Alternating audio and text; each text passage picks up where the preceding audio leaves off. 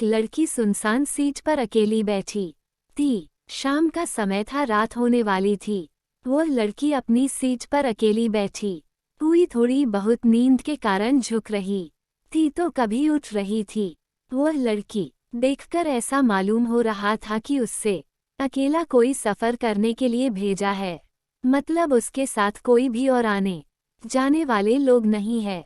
इतने में वहाँ उस ट्रेन की बोगी में टीसी आ गया था टिकट चेक करने के लिए। जैसे ही टिकट चेक करने वालों को देखी वह लड़की अचानक घबरा गई और उसकी नींद थोड़ा भी टूट गई थी। वह लड़की जैसे ही बेटी को अपने पास आती देख रहे थे वैसे वैसे ही घबराना शुरू कर रही थी। मुझे देखकर यह मालूम हो रहा था कि उस लड़की के पास टिकट तो बिल्कुल भी नहीं होगा। इसी कारण से वह लड़की टिकट चेक करने वालों को देखकर ऐसे काम पर ही थी जैसे उसके पास टिकट हो ही ना हो। जैसी टिकट चेक करने वाले उस लड़के से पूछता है कि टिकट दिखाओ, तभी वह लड़की गुमसुम और मधुर आवाज में कहती है कि मेरे पास टिकट नहीं है, मुझे बहुत जरूरी काम है, मेरी माँ की मृत्यु हो गई है, इसी काम से मैं शहर से गांव जा रही हूँ। मैं जल्दीबाजी में घर में पैसा भी भूल चुकी हूँ, इस कारण से मैं टिकट भी नहीं ले पाई थी। सुबह टिकट चेक करने वाले कहते हैं कि अगर आपने टिकट नहीं लिए तो आपको 300 रुपये फाइन देना होगा। ये देखकर लड़की के होश उड़ गए और उसकी आंखों से आंसू बहने जैसे लग रहे थे। मतलब कैसा मालूम हो रहा था कि वह लड़की कुछ देर में रो देती है, फिर उसके बाद वह लड़की टिकट चेक करने वाले को समझाते हुए कहती है कि मेरे पास टिकट नहीं है और पैसे भी नहीं है। अगर मेरे पास पैसे रहते तो मैं टिकट जरूर कटा लेती, मैं किसी मजबूरी के कारण अपने गांव जा रही हूँ, इसी कारण से मैंने टिकट नहीं ले पाई है।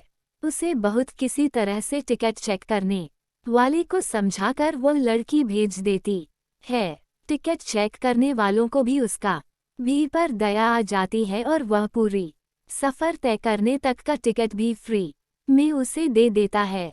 वहाँ पास के बैठे ऊपर वाली सीट से मैं ये सब उन सभी नज़ारा देख रहा था। जब मैंने उस लड़की को देखा तो वह लड़की सोने ही वाले थी और अपना चादर उठाकर सोने के लिए अपने शरीर पर ओढ़ ली थी।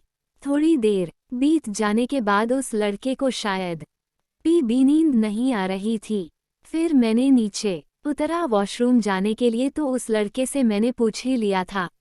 मैंने उस लड़के से पूछा था फाइन की, क्या आपके पास बिल्कुल भी पैसे नहीं है?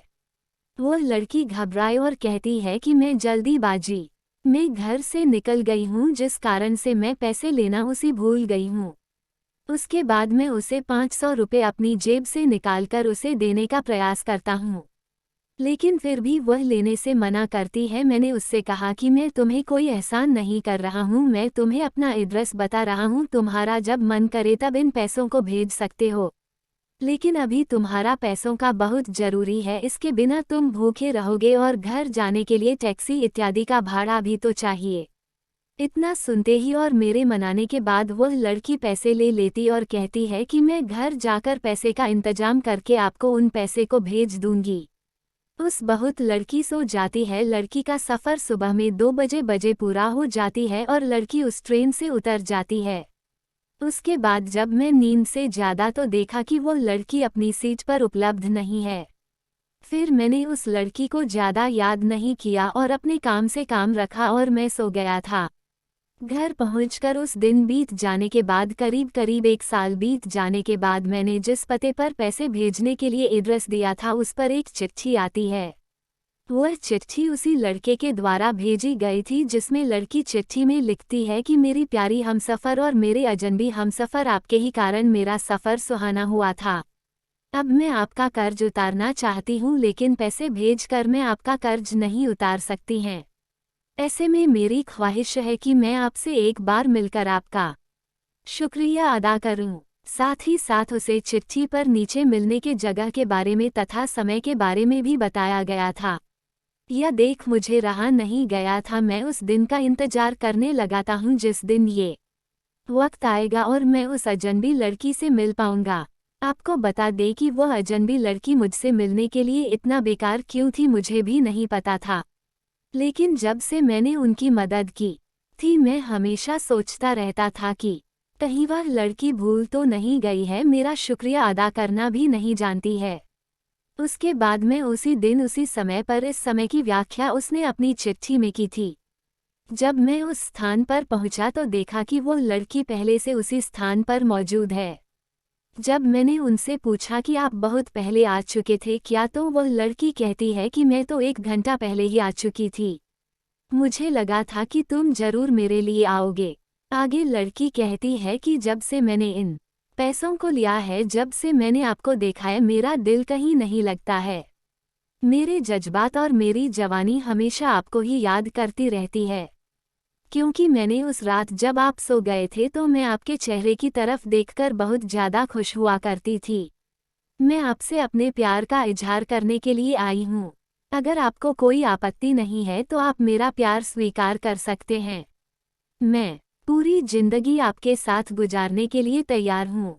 साथ ही साथ मैंने अपने माता पिता से आज्ञा लेकर आई हूँ और आपके बारे में बताकर भी आई हूँ।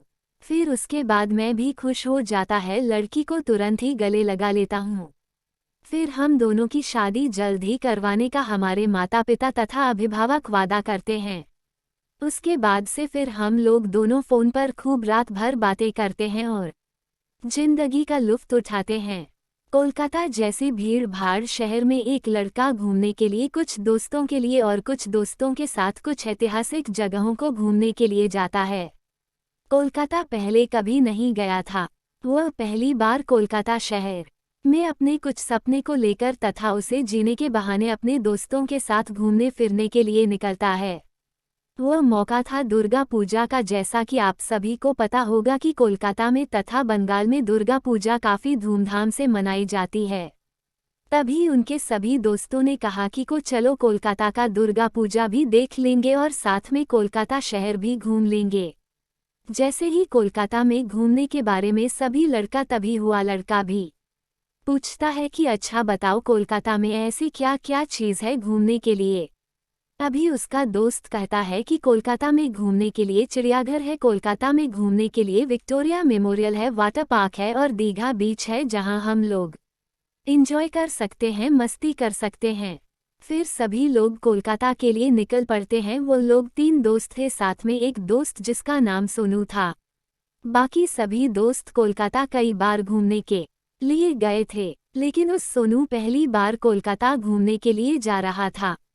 सभी दोस्त कोलकाता पहुंचने के बाद वहां उन्होंने खाना पीना तथा नाश्ता किया।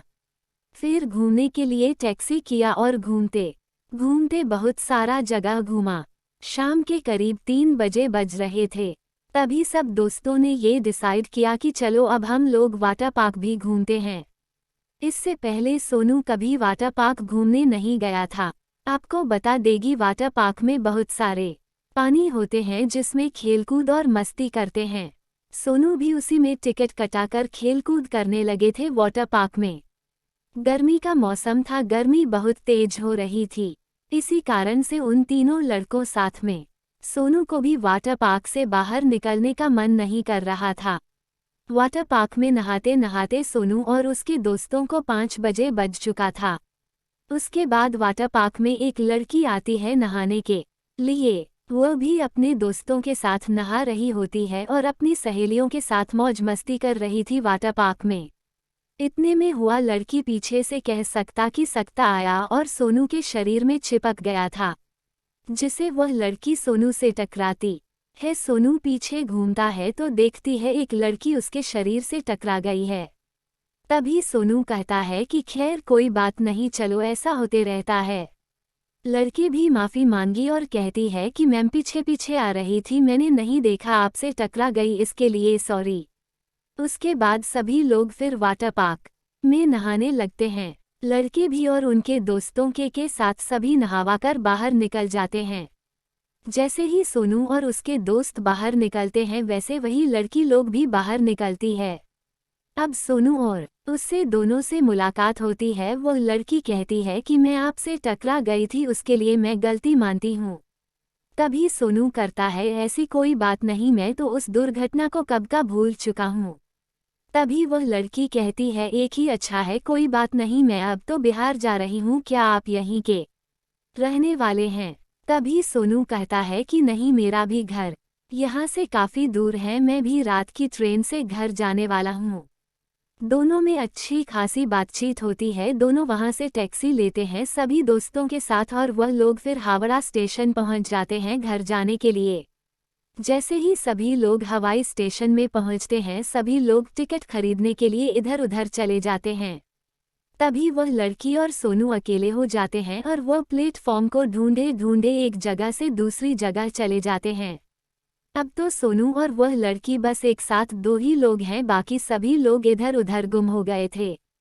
फिर दोनों ने कहा कि शाम हो चुकी है, ट्रेन रात 10 बजे है, चले हम लोग कुछ खा पी लेते हैं, वरना ट्रेन में कुछ खाने पीने की नहीं मिलेगा तो रात भर भूखे ही रहना पड़ेगा। वो लड़की भी कहती है कि ठीक है, चलो हम लोग कुछ खाते हैं।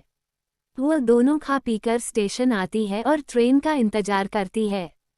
ट्रेन आती है और दोनों ट्रेन के डिब्बे में चढ़कर बैठ जाती है। हवाई स्टेशन पर ट्रेन करीब 1-1.5 घंटा पहले ही आ चुकी थी।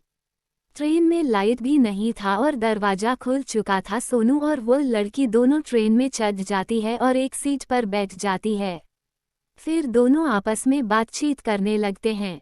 रात हो जाते हैं, ट्रेन चलने लगती है। आपके करीब 11 बजे टिकट चेक करने वाला आता है और कहता है कि तुम दोनों टिकट दिखाओ। हालांकि दोनों के पास टिकट मौजूद नहीं था। उसके बाद सोनू टिकट चेक करने वालों को कहता है कि मेरे पास टिकट नहीं है, ऐसा कीजिए आप मेरा एक टिकट बना दीजिए और एक इनका टिकट भी बना दीजिए। लेकिन टिकट चेक करने वाले कहता है कि यहाँ आजू बाजू में कोई भी सीट खाली नहीं है, मात्र की एक सीट बची हुई है। सीट एक है मेरे पास और तुम लोग 2 आदमी हो, जल्दी बताओ किसको सीट चाहिए, उसको मैं बना देता हूँ। तभी वह लड़की कहती है कि आप ही बना लीजिए, मैं ऐसे ही चली जाऊंगी। फिर सोनू कहता है कि मैं तो लड़का हूँ, कहीं भी बैठकर जा सकता हूँ। आप तो लड़की हो, अच्छा से जाओ, सीट लेकर सो जाओ। लड़की सीट पर जाकर सो जाती है और वहाँ जाने के बाद लड़की कहती है कि यहाँ तो बहुत सारा जगह है, तुम भी आ जाओ, हम दोनों बैठकर एक साथ पूरी रात गुजार लेंगे। लड़का बहुत थका हुआ था दिन भर घूमने के बाद, मतलब कि सोनू भी थका हुआ था दिन भर घूमने के बाद और वह भी सीट पर आराम करना चाहता था। जैसे ही वह लड़की बुलाती है तो सोनू तुरंत ही ऊपर चला जाता है सीट के ऊपर और बैठ जाता है। अब बैठे बैठे दोनों को नींद आने लगती है। रात के करीब 1 बजते हैं। दोनों आराम से बैठकर सफ़र कर रहे थे। तभी वह लड़की कहती है कि सीट तो बहुत ज़्यादा खाली है, तुम एक साइड सर कर सो जाओ, दूसरे सेट सर करके मैं सो जाती हूँ। दोनों ऐसा ही करता है और सो जाता है। सोते सोते सुबह हो जाती है और दोनों अपने घर की तरफ ट्रेन से गुजर जाती है। सबसे पहले लड़की की मंजिल पहुंच जाती है, वो ट्रेन से उतर जाती है और लड़का का मोबाइल नंबर लेकर जाती है। उसके बाद दोनों में खूब बातचीत शुरू हो जाती है और दोनों आपस में प्रेम करने लगते हैं। फिर एक बार दोनों आपस में मिलते हैं और दोनों के घर वालों को भी जानकारी दिया जाता है। फिर दोनों की शादी हो जाती है। आपको ये वीडियो कैसी लगी कमेंट करके ज़रूर बताएं और मेरे चैनल को सब्सक्राइब ज़रूर करें। धन्यवाद।